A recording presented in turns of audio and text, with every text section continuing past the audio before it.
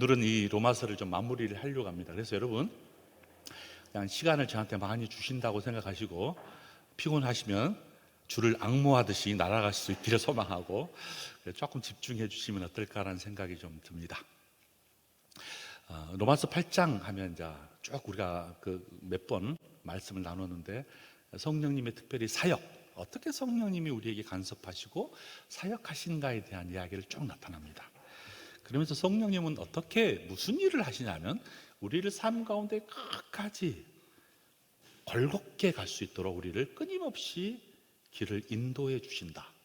쓰러지고 넘어지더라도 일으켜 주시고 인도해 주신다 라고 말씀해 주셨고, 그리고 그 하나님을 우리가 아빠라고 부르고 그 하나님은 우리를 자녀라고 말씀해 주시고, 그리고 자녀인 우리에게 자신이 모든 가져 있는 것들을 다 상속해 주신다고 약속해 주신다. 이것이 이제 성령님의 크신 사역 중에 큰 한 줄기입니다. 그가 우리를 인도해 주시고 우리는 그를 아빠라고 부르고 그는 우리를 자녀라고 칭하여 주시면서 그 자녀란 사실을 온 세상에 증언, 나팔을 불어주시고 너는 내 아들이야 라고 나팔을 불어주실 뿐만 아니라 자신이 가지고 있는 모든 것들을 다 주시겠다고 말씀해 주셨습니다. 그런데 여기까지 말씀해 주시면 참 그냥 할렐루야 하는데, 그 상속자가 받을 그 영광을 받기 위해서는 고난도 있을 것이라고 말씀해 주셨습니다. 그 고난은 장차 그 영광과는 비교할 수 없을 만큼 그 영광이 크다라고 우리에게 또 말씀해 주셨어요. 이것이 큰 한 덩어리입니다. 그리고 성령님께서는 또 어떤 일을 하시냐면 우리 모든 피조물들을 구원의 자리로 이끌어 주신다고 말씀해 주셨고, 그 우리는 어떤 사람이냐면 모든 피조물은 썩어질 사람들이고 무익한 자들이고 이미 구속받지 못한 자들인데, 그를 향하여 끊임없이 하나님이 구원해 주시기로 성령님이 그 일들을 감당하신다고 약속해 주셨습니다. 그러므로 너희들은 그 영광을 바라보기 위해서는 뭐를 하라고 말하냐면 인내하라고 말합니다. 넘어지지 말라는 겁니다. 참으라는 거예요. 기다리라는 거예요. 근데 그 기다림을 어떤 중에? 소망 중에 기다리는 거예요. 반드시 그 영광은 오는데 그 어떤 고난이 온다 할지라도 그 영광과 비교할 수 없으므로 소망을 감고 기다려라 라고 말씀해 주시면서 오늘 본문이 딱 등장합니다. 근데 기다리는 데 있어서 너희들이 무엇을 가지고 무엇을 하며 기다리라고 하냐면 오늘 주제가 기도입니다. 그 소망 중에 기다리면서 기도하는 중에 그 소망을 품고 기다려라고 말씀해 주십니다.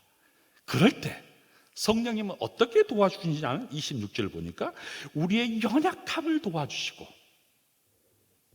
탄식으로 우리를 위하여 친히 간구해 주시고 우리의 마음을 살펴주시면서 하나님 뜻대로 성도들을 위하여 끊임없이 간구해 주신다는 말씀해 주고 있습니다. 왜 그러냐면 우리는 어떤 사람들이기 때문이냐면 오늘 본문에 보니까 어리석고 무지한 자들이기 때문이다. 26절 보십시오. 마땅히 기도할 바를 모르는 자.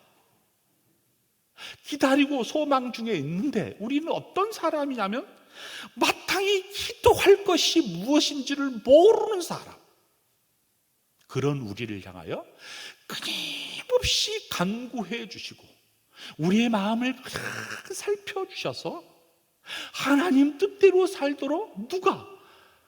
성령님이 친히 간구해 주시겠다고 말씀해 주셨습니다. 우리는 무엇을 기도해야 할지 모르는 사람, 기도하기보다는 힘겹게 무거운 짐을 스스로 지려고 하는 사람, 그래서 너무나 연약하고 심지어 조그만 일에도 흔들릴 수밖에 없는 사람, 그런 우리를 향하여 기도하면서 간구하면서 우리를 도와주시겠다고 약속해 주셨습니다. 안타까운 마음으로 탄식함으로 우리를 위해서 간구해 주시겠다는 그분, 성령님. 우리가 기도하면서 성령의 사역을 가끔씩은 무시할 때가 있어요. 그러나 그리스도인이라면, 성도라면 이 성령님의 사역을 여러분 주목하셔야 됩니다.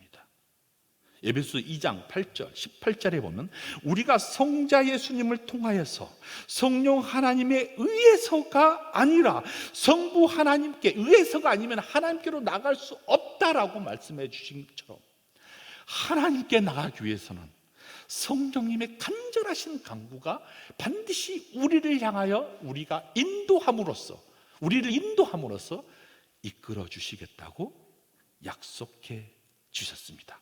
기도를 통해 성부 하나님께서 나가기 위해서는 성자 하나님의 중재한 만큼 성령 하나님의 중보 또한 절대적으로 필요하다는 것입니다. 여러분, 나 혼자 기도한 것 같지 않아요. 심지어 내가 무엇을 기도해야 될지를 모를 때, 너무 힘들어서, 너무 억울해서, 그럴 때도 나의 삶의 모습을 직시하면서 그 성령님께서 나보다도 더 안타깝게 나를 위하여 기도해 주시는 분.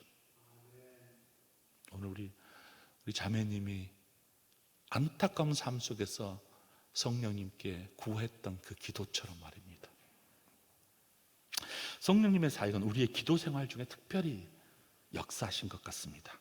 여러분, 자주 경험하지만 우리가 무엇을 기도해야 할지 모를 때 말없이 탄식만 할 때가 얼마나 많습니까? 말문이 막혀서 말할 수 없을 만큼 금요 기도하면서 새벽 예배를 깨우면서 집에서 홀로 기도할 때 너무 억울해서, 너무 답답해서 눈물로 탄식하고 싶으나 입이 떨어지지 않는, 왜?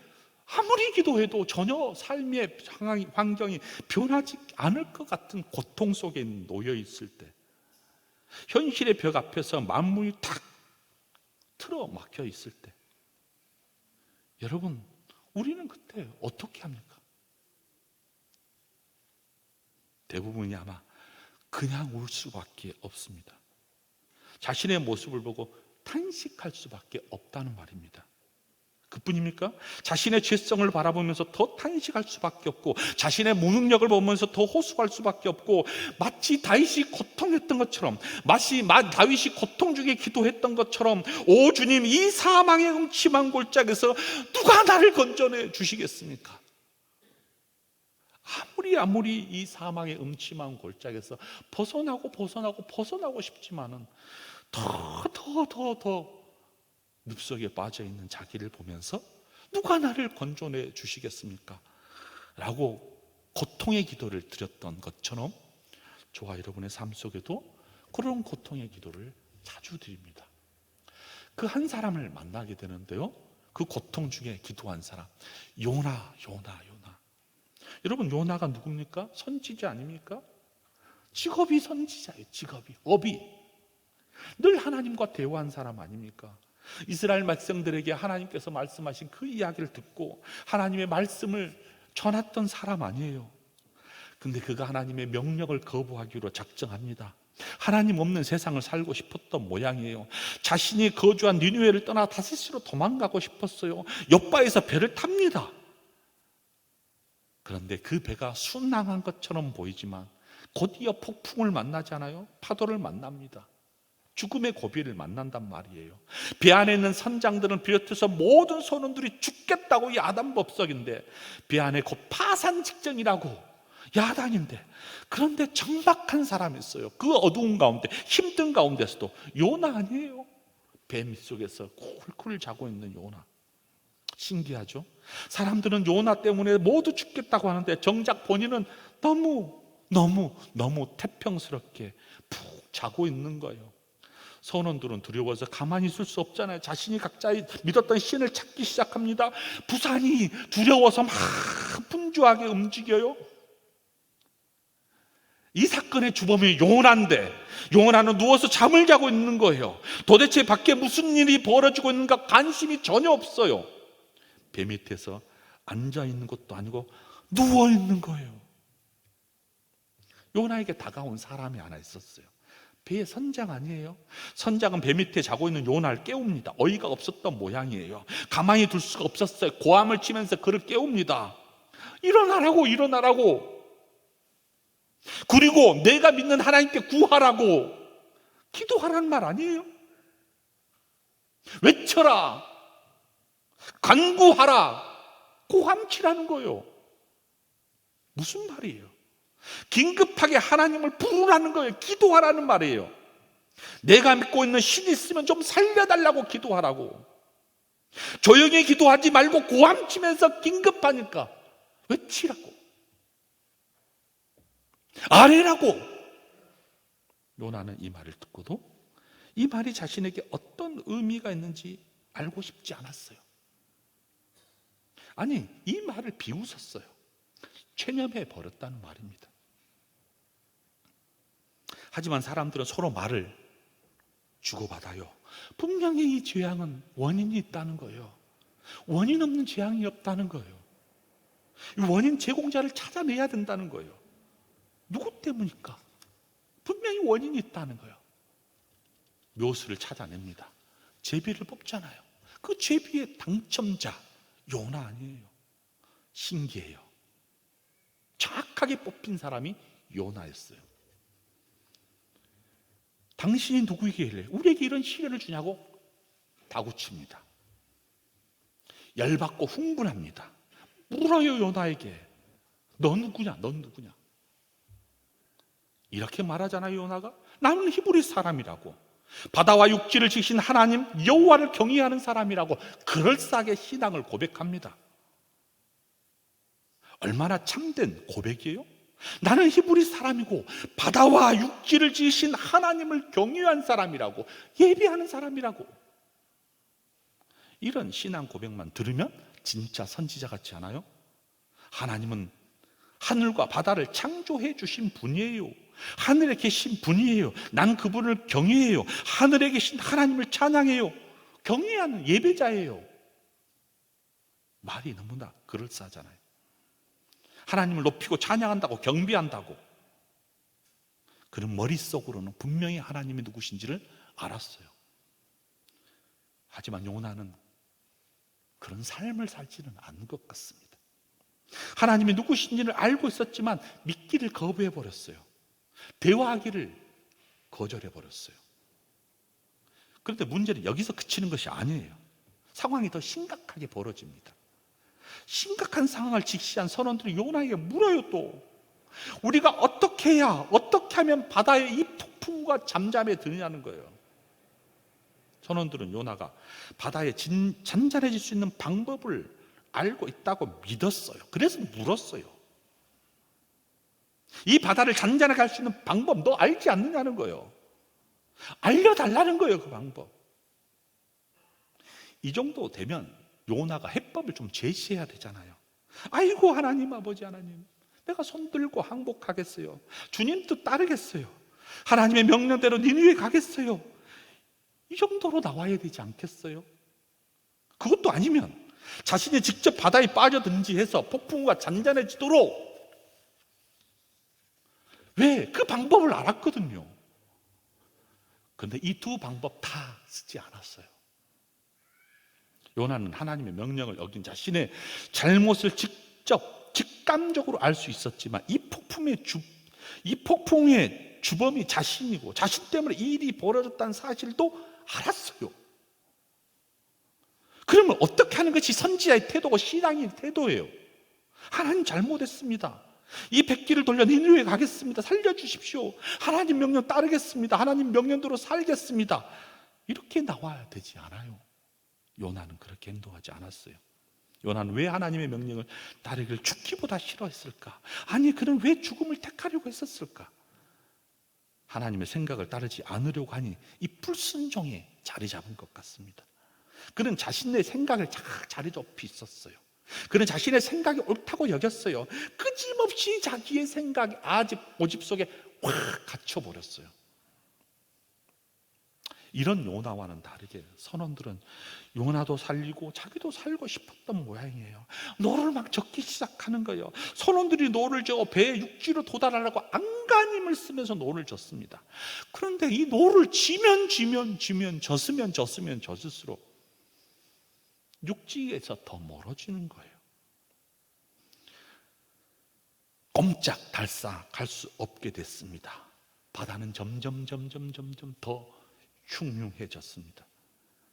더 이상 이 상황을 자신들만의 힘만으로는 불가능하다는 생각이 들었어요. 힘써봐야 소용없다는 것이지요. 이때 그들이 취한 행동이 무엇입니까? 아무리 애써봐야 소용이 없을 때 여러분 무엇을 할 수 있던가요? 선원들은 유일한 방법 하나밖에 없었던 모양입니다. 절규에 가까운 울부짖음을 합니다. 무리가 여호와께 부르짖어 이르더니 여호와여 구하오니 이 사람의 생명 때문에 우리를 멸망시키지 마옵소서. 무지한 피를 우리에게 돌리지 마옵소서. 주 여호와께서는 주의 뜻대로 행하시나이다 라고 하는 기도를 해요. 분명한 사실은 하나님께 부르짖던 백성들을 통해서 자신의 뜻을 이루어지기를 원하셨어요. 만일 우리가 그 길을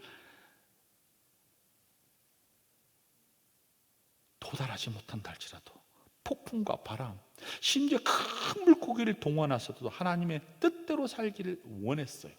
왜 그래요? 바로 하나님의 열심과 그들의 성실 때문에 그랬습니다. 그분의 변함없는 신실함 때문에 그랬어요. 근데 마침내 그래서 선원들은 요나를 바다에 던져버렸어요. 하나님 뜻이라고 생각했어요. 그를 바다에 던지는 것이. 그때 어떤 일이 벌어집니까? 요나를 들어 바다에 던짐에 바다가 뛰노는 것들이 곧 그치니라. 그 사람들이 여호와를 크게 두려워하여 여호와께 제물을 드리고 소원을 하였더라. 예배드리고 경외했다는 말이에요. 경외는 하나님의 크심 앞에 두렵고 떨린 마음으로 서 있는 것. 제물을 드리지 아니할 수 없어서 드리고 소원을 결단합니다. 근데 이미 요나는 바다에 던져져 버렸어요. 이제 하나님이 일하실 때 같습니다. 하나님은 바다에 던진 요나를 구하기 위해서 커다란 물길을 준비했어요. 그 찰나, 그 순간 1.1획도 어긋남 없이 정확한 시간에 하나님께서는 요나의 살 길을 예비해 두셨습니다. 그 고기 뱃속에서 3일간 여호와께서 이미 큰 물고기를 예비하사 요나를 삼키게 하셨으니 요나가 밤낮 3일을 물속의 뱃속에 있느니라. 요나는 물속의 뱃속에서 죽음의 공포를 느끼며 드디어 울부짖기 시작합니다. 드디어 이때 죽음의 공포 앞에서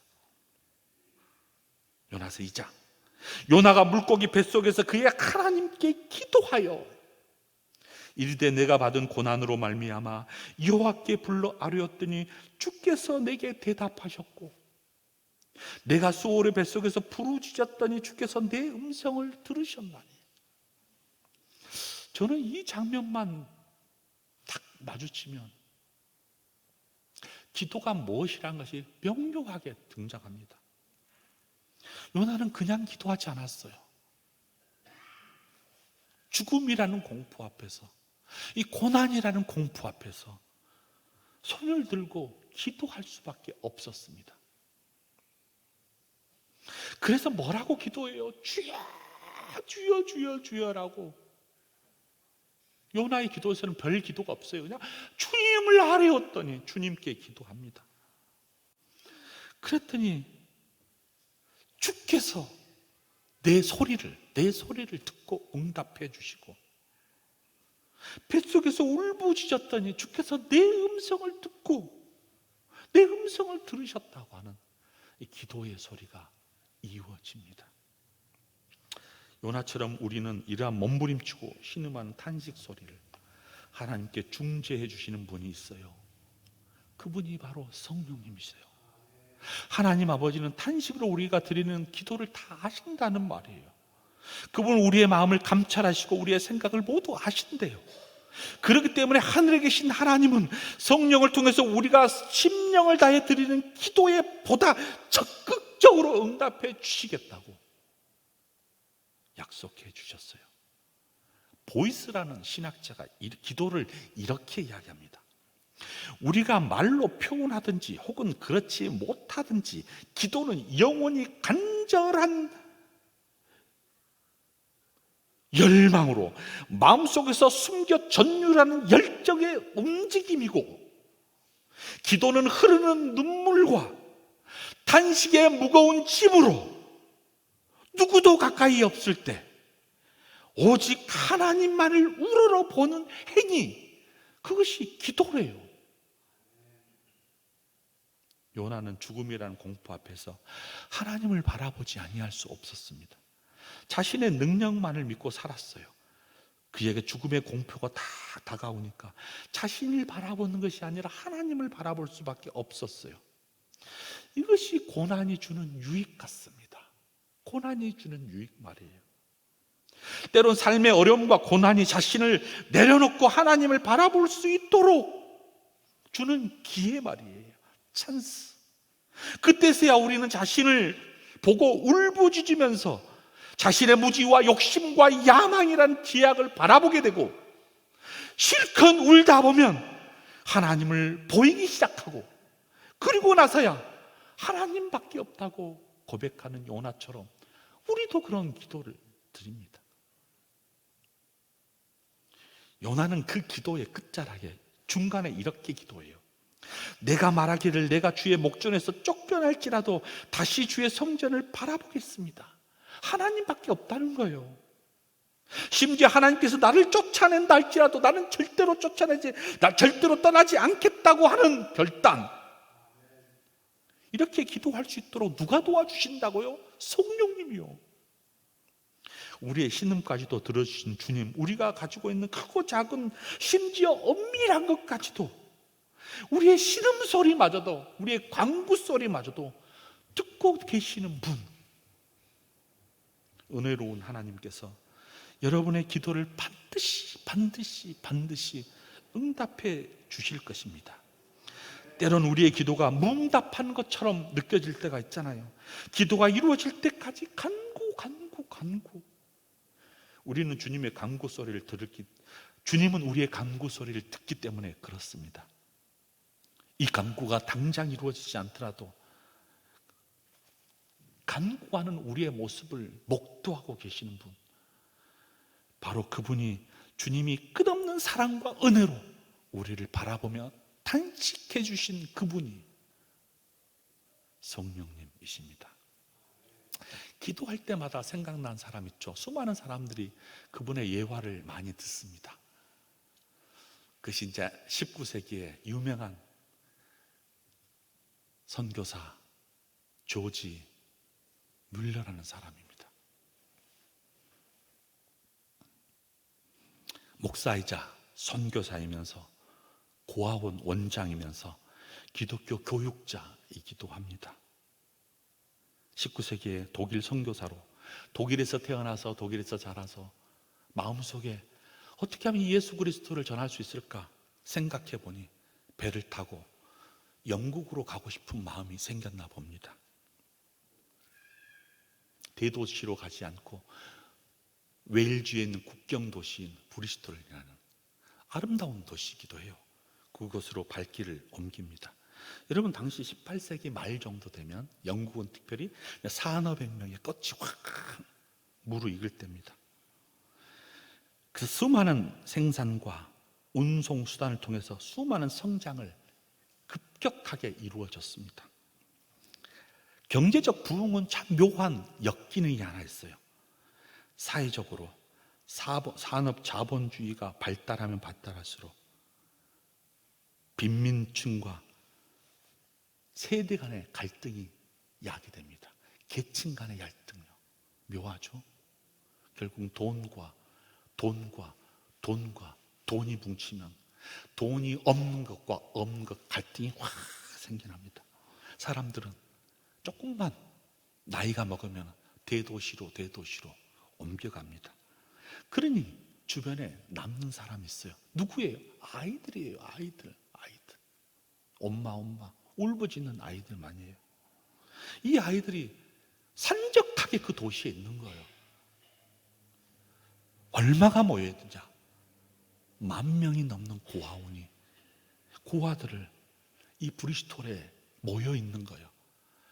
이 선교사가 그곳에 가서 10,000명이 넘는 아이들을 모았습니다.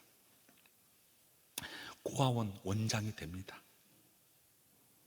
그리고 117개 학교를 세우면서 12만 명이 넘는 사람들에게 기독교의 교육자로서 교육을 시킵니다. 인생 말년에는 선교를 떠나면서 42개국에서 300만 명이 넘는 사람에게 예수 그리스도를 전합니다. 그는 이렇게 유명하지 않아요?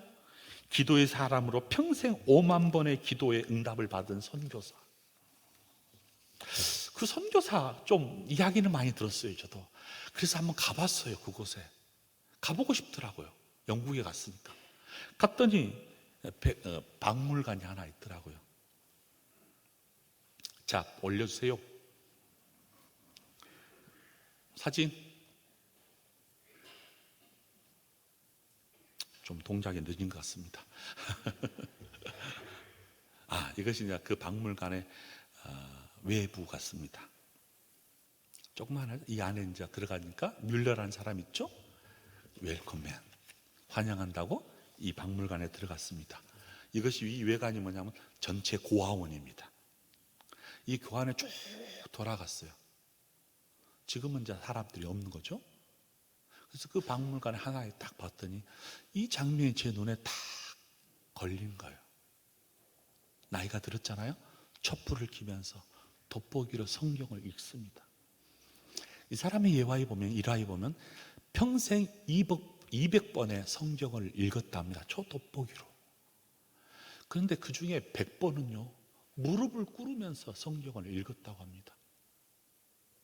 이 사람은 기도의 사람이기도 하지만 이 말씀대로 살고 싶어 이 말씀을 얼마나 사모했는지 몰라요. 말씀 읽고 기도하면서 수많은 고아들을 모으고 그들을 위해서 기도하고, 그랬더니 기도하는 순간마다 자기보다 이미 앞서서 자신보다 더 탄식함으로 자신의 상황을 너무너무 잘 알아서 기도하는 순간 이미 자신이 보는 목도, 자신이 확인할 수 있도록 하는 목도할 수 있는 현장에서 기도의 응답이 하루에도 몇 번씩 일어나는 장면들을 경험해서 기도의 사람 조지 뮬러라는 말을 합니다. 그는 평생 이렇게 기도했다고 합니다. 그러면서 이제 기도하면서 세상에 열방에 나가요. 다음 그림, 이 그림입니다. 이 고아원에만 머무르지 않았어요. 인생의 말년에서 42개국을 다 친히 돌아다니면서 자기가 300만 명이 넘는 사람들에게 외치면서 복음을 전했습니다. 자신이 헌금을 걷어서 헌금을 나눠주기도 하고, 그러면서 이런 기도의 원칙을 세웠다고 합니다. 축복의 근원이신 예수님의 공로에 대한 확신,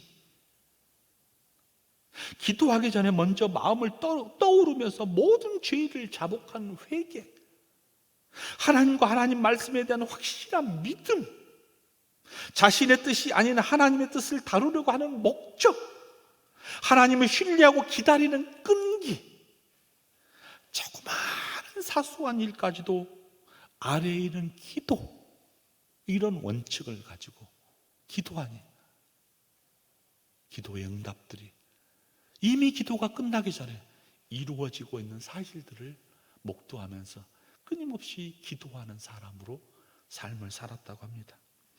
사랑하는 강성교회 성도 여러분, 하나님께서는 우리가 신음하고 고통 중에 드리는 우리의 기도를 다 들어주신대요. 심지어 기도할 바를 알지 못하는 우리의 연약함을 아시고